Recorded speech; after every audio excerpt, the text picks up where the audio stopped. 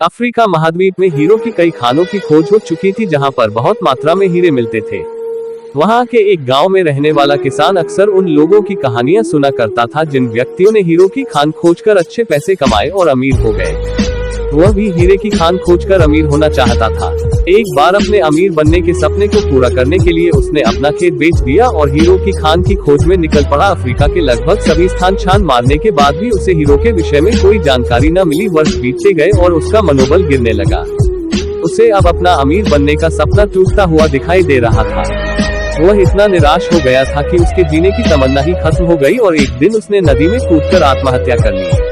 इसी समय दूसरा किसान जिसने पहले किसान से उसका खेत खरीदा था, एक बार उसी खेत के बीच बहती छोटी नदी पर गया। अचानक नदी के पानी में से इंद्रधनुषी प्रकाश फुटता दिखाई पड़ा। उसने ध्यान से देखा तो पाया कि नदी के किनारे एक पत्थर पर सूरज की किरणें पड़ने से वह चमक रहा था।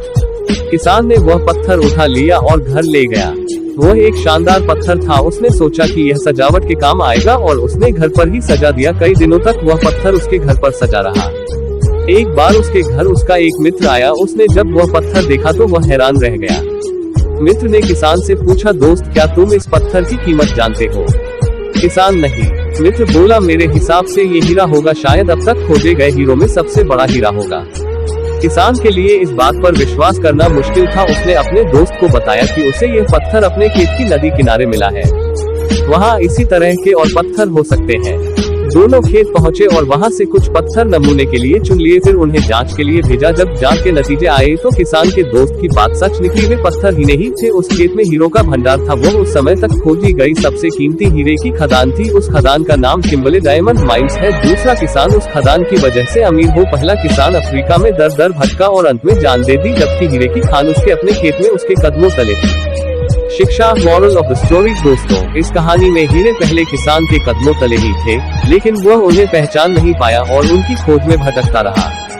ठीक वैसे ही हम भी सफलता प्राप्ति के लिए अच्छे अवसरों की तलाश में भटकते रहते हैं। हम उन अवसरों को पहचान नहीं पाते या पहचान कर भी महत्व नहीं देते जो हमारे आसपास ही छुपे रहते हैं। जीवन में सफल होना है तो आवश्यकता है बुद्धिमानी और परख से उन अवसरों को पहचानने की और धैर्य से अनवरत कार्य करने की। सफलता निश्चित है। दोस्तों, अगर आपको मोटिवेशन स्टोरी अच्छी लगी हो तो आप इस कहानी को शेयर कर सकते हैं। कृपया अपने कमेंट्स के माध्यम से हमें बताएं कि आपको यह कहानी कैसी लगी। हिंदी कहानियां पढ़ने के लिए कृपया सब्सक्राइब करें।